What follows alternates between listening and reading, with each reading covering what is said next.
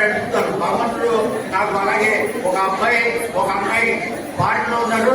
వాళ్ళు ఇలాగే నాకు కూడా సహాయపడుతూ ఇలాగే 10 మంది సహాయం చేయాలని కోరుకున్నారు. అంచేత మీరందరూ కూడా దయచేసి మన సంఘం బాగుపడాలని సహాయపడాలని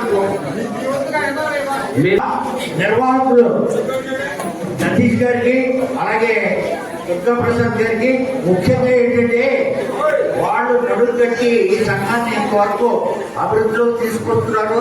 చాలా సంఘాలు చూశాను మూతపడిపోయినాయి. కానీ ఇంత ఆత్మీయతగా ఎంత ఇదిగా నడిపే సంఘం ఇదే. అంటే మొన్న మీకు మన